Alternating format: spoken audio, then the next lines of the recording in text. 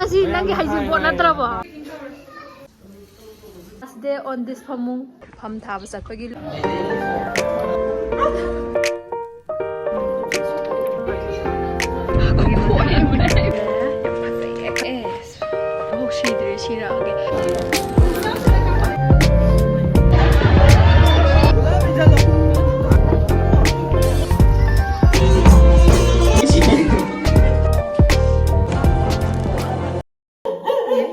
Nang taling deh, tomorrow Heijingpot. Dia aingondda phone tor harpa yadabra. Kainagi khojin semjaba. Piro budusu. Thank you, Pepe. Loira kanda hayo. Loidri si hawrapda ngai. Simple ne red toning dabagi mande. Enga. Sajare pamjare. Thank you, Pepe. Simple pambagi mande. Yam phajai. Tingthoro.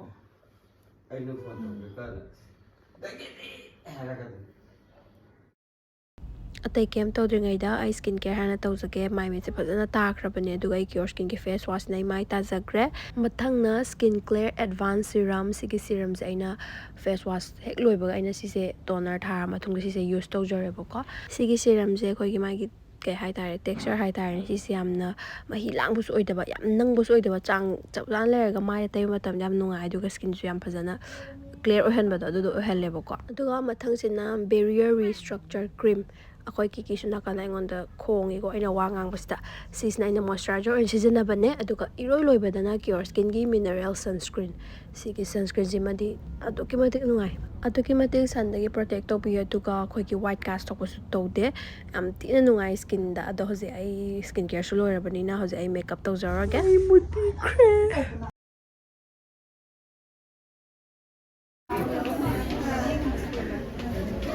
제 토비잖아. 제 토비잖아.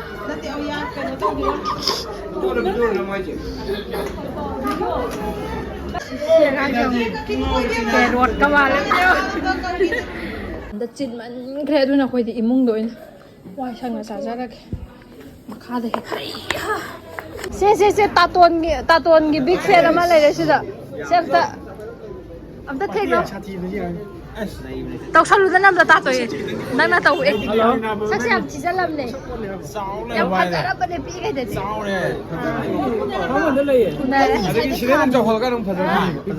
đúng rồi anh em nó gọi là sao làm này ya đi cùng rồi bà cái giờ cái bà mai cái ta tốn cái blog hay đi lùi đúng đó cái gì cái thì mà sai rồi cái gì nó bắt đi ta hai ra một tờ mà thằng mà sao hả hai em ta hai bio hello mấy em cho hai này với cho hai cái nang ngasi nang cái Heijingpot natra ba thằng ấy ngóng với tụi hai cái tàu mà ngóng với hai cái tàu lên được mai không cả nãy thì mà hắn ta cái nào sao vậy thu photo picture nó cái gì vậy makeup xem mà lắc chứ mà lắc thôi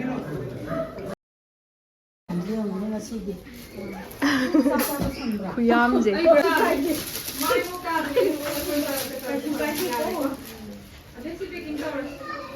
hojikse nungdangi karo ulu tara ne ngasi je date 5 ko hayin luhongba gi phijang je ta se kaw ko ni ko yam khara no me sawya ha khose khara no me sawya thang di thang atri bane loi shu loi tri bane wow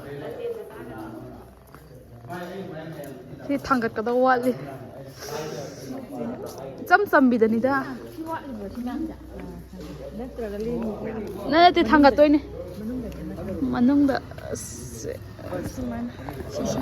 chingkhatri hajai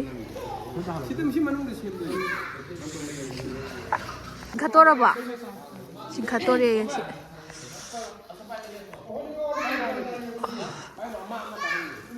thanglen leibra saida thanglen lao thanglen phat tiền nang khat na ri na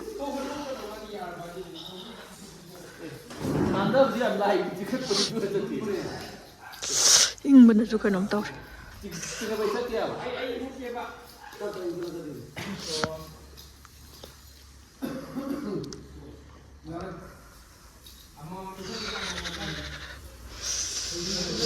ꯏꯪꯉꯦ ꯑꯩ ꯆꯤꯡꯖꯜꯂꯦ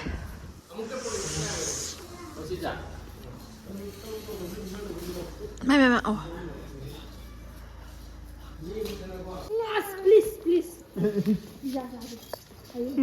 ꯅꯝꯗꯅꯦ ꯐꯖꯔꯕ꯭ꯔꯥ?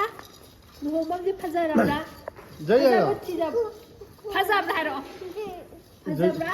저희 해주기.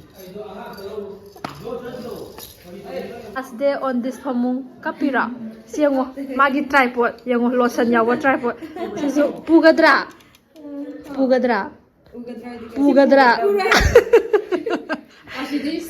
ꯁꯤꯗ ꯈꯤꯟꯖꯔꯒ ꯁꯤꯗ ꯐꯝꯃꯒ ꯅꯝꯖꯔꯛꯄꯗꯣ ꯐꯪꯉꯔꯣꯏ ꯉꯁꯤꯗꯒꯤꯗꯤ ꯑꯔꯣꯏꯕ ꯑꯣꯏꯈ꯭ꯔꯦ ꯍꯧꯖꯤꯛ ꯐꯝ ꯊꯥꯕ ꯆꯠꯄꯒꯤ ꯂꯣꯏꯖꯔꯦ ꯀꯩꯅꯣ ꯃꯥꯔꯇꯤꯅꯥꯁꯨ ꯑꯝꯇ ꯌꯦꯡꯕꯤꯔꯝꯃꯣ ꯀꯕꯨꯏ ꯅꯨꯄꯤ ꯃꯥꯜꯂꯦ ꯅꯪꯗꯣ ꯅꯪꯒꯤ ꯐꯤ ꯃꯆꯨꯗꯣ ꯀꯕꯨꯏꯒꯤ ꯇ꯭ꯔꯦꯗꯤꯁꯅꯦꯜ ꯗ꯭ꯔꯦꯁ ꯃꯆꯨ ꯃꯥꯜꯂꯦ ꯐꯖꯩ ꯌꯥꯝ ꯂꯩꯂꯦꯟ ꯂꯥꯏꯒꯤꯁꯦ ꯍꯥꯟꯅ ꯑꯝꯇ ꯂꯣꯏꯁꯤꯜꯂꯁꯤꯁꯦ ꯃꯦꯀꯞ ꯑꯥꯔꯇꯤꯁ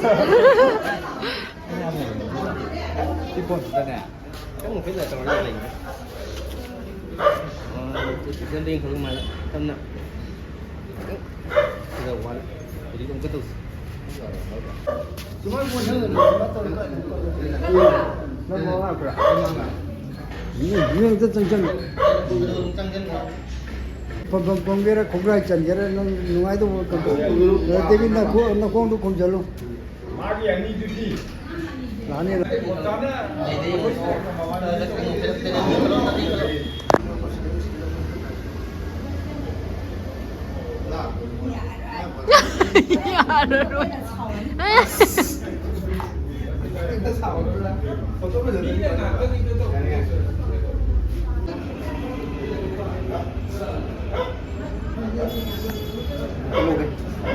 이거 보세요. 팔로우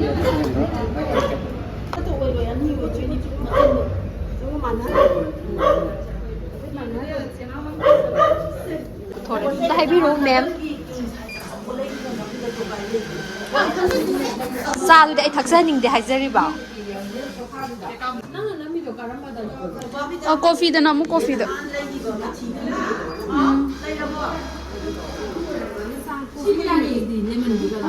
ꯌꯥꯎꯗꯦ ꯂꯦꯃꯟ ꯇꯤ ꯌꯥꯎꯔꯝꯃꯔꯣꯏ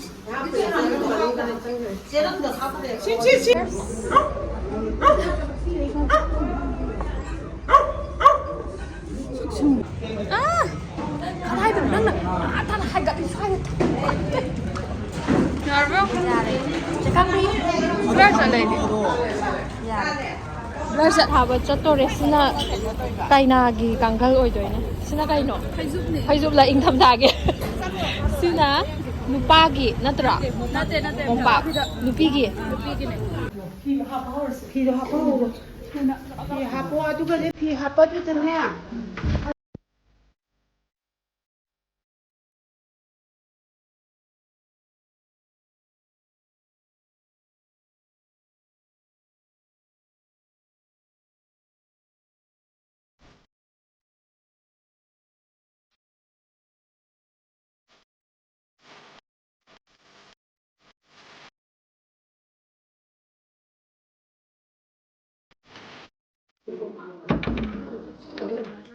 ꯐꯤ ꯈꯔꯗꯤ ꯋꯥꯠꯂꯤ ꯃꯥꯜꯂꯦ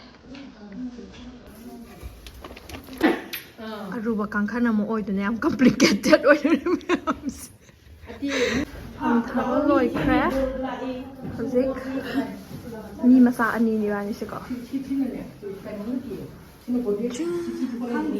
ꯁꯤꯅ ꯅꯨꯄꯥꯒꯤ ꯐꯝ ꯐꯖꯩ ꯅꯨꯄꯤꯒꯤ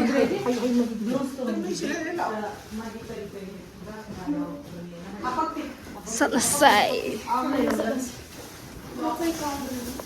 ꯑꯃꯨꯛ ꯇꯥꯊꯣꯛ ꯂꯩꯔꯝꯃꯦ ꯀꯦꯔꯝꯃꯣ ꯕꯥꯏ ꯕꯥꯏ ꯑꯩꯁꯨ ꯀꯦꯔꯒ ꯂꯥꯛꯑꯒꯦ ꯃꯥꯔꯇꯤꯅꯥ ꯏꯕꯥꯅꯤꯁꯦ ꯑꯃꯨꯛ ꯆꯦꯜꯂꯛꯑꯕꯅꯤ ꯁꯝ ꯁꯦꯝꯕ ꯆꯠꯂꯨꯒꯗꯣꯏꯅꯤ ꯆꯥꯛꯀꯁꯦ ꯍꯣꯕ ꯌꯥꯎꯋꯦ ꯌꯨꯏꯁ ꯁꯦꯂꯣꯟ ꯍꯥꯏꯕ ꯍꯩꯇꯦ ꯑꯗꯨꯗꯅꯦ ꯆꯠꯇꯣꯏꯁꯦꯀꯣ ꯗꯦꯝ ꯀꯣꯂꯦꯖ ꯒꯦꯠ ꯃꯃꯥꯡꯗ ꯂꯩ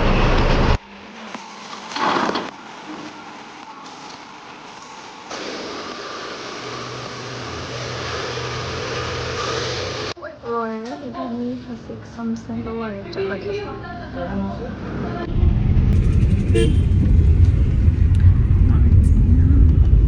ꯄꯨꯡ ꯅꯣꯏ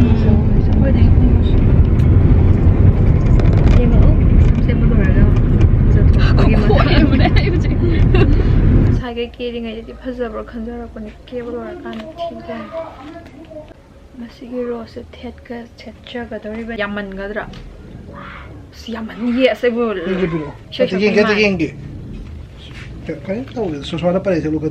Ani khakthia ke yar.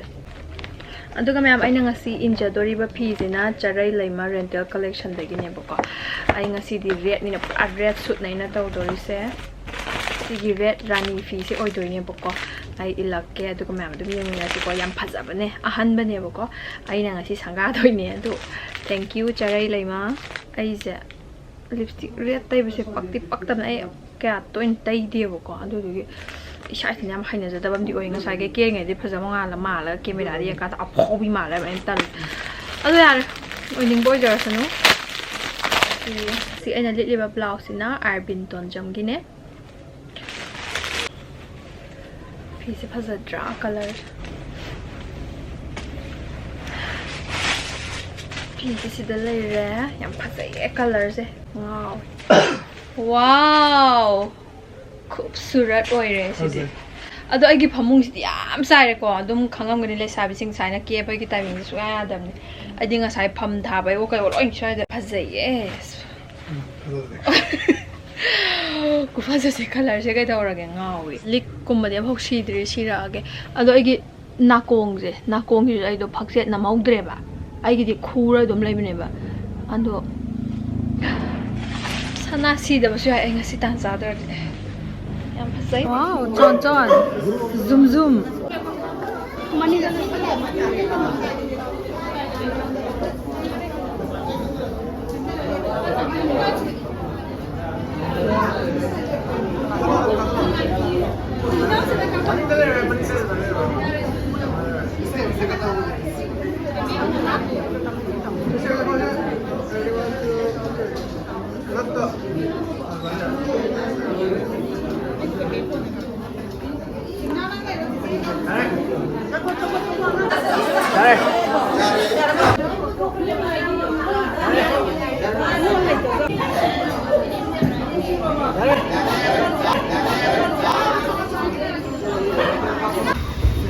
Tuang gise kai ba usek lang mai dog na khoi gi marak ta ai bol kun kan diyo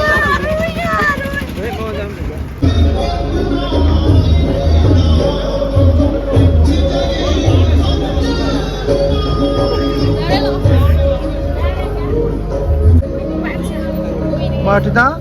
How? Nice look. Kasi pasayam na. Nice pa ka kayo.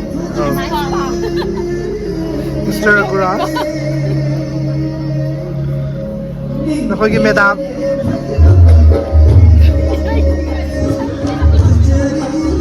White ne.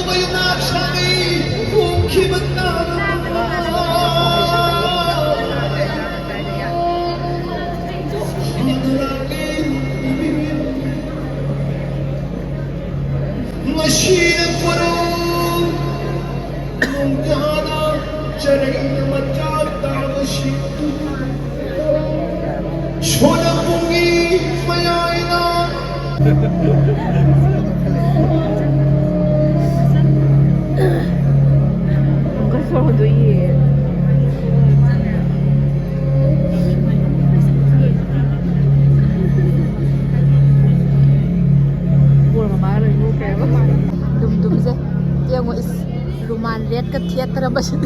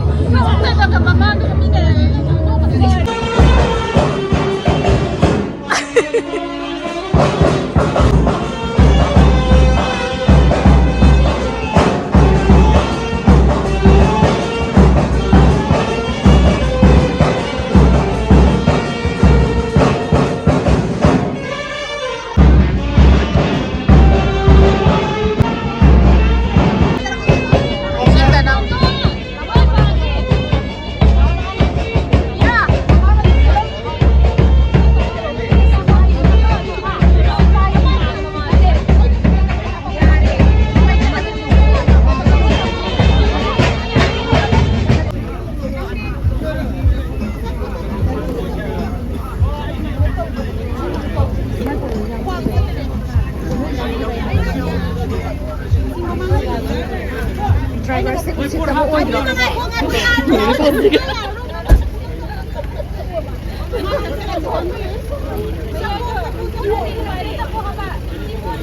Kai da nung pandi ko.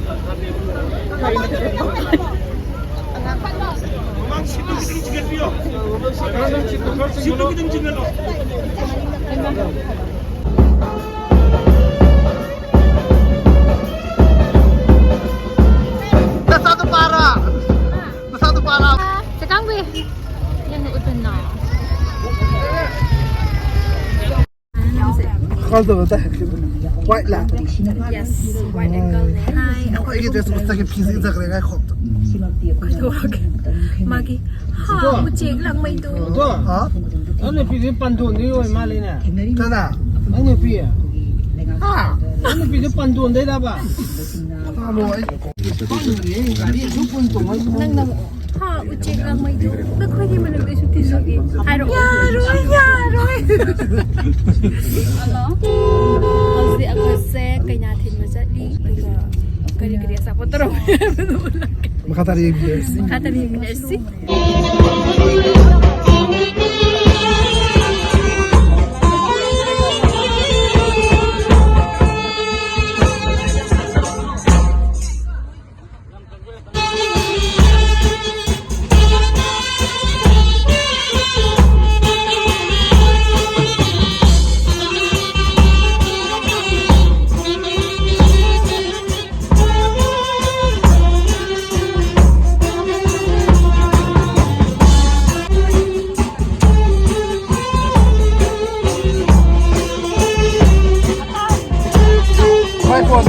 Ay yam thi tu ta on daw ro yung asi on daw hai ba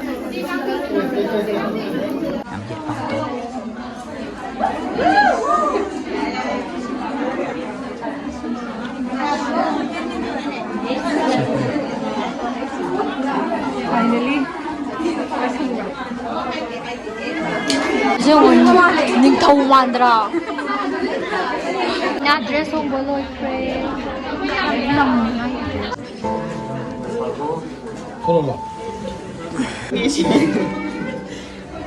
se mati nang di samo da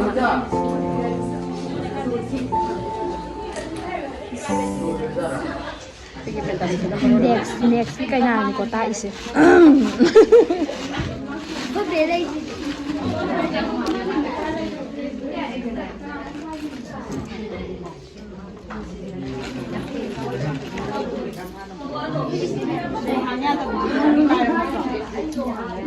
So scenic. Sidi tu ra sa ka doin ko na. Hangya da pu sa tu. Koi na ha pe ku ra. Si ko ngau na. Yara bra. Yara bra.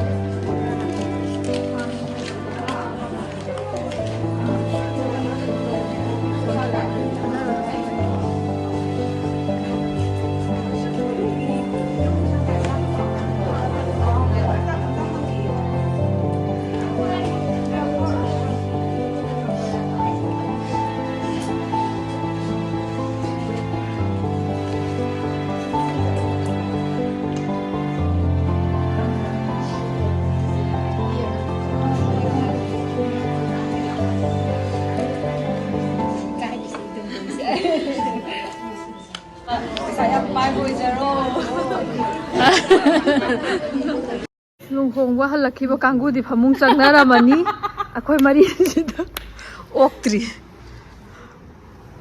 esa lordi muthatlabam ne khoi awa pa sa da ni muthatlage ko hoji myam dung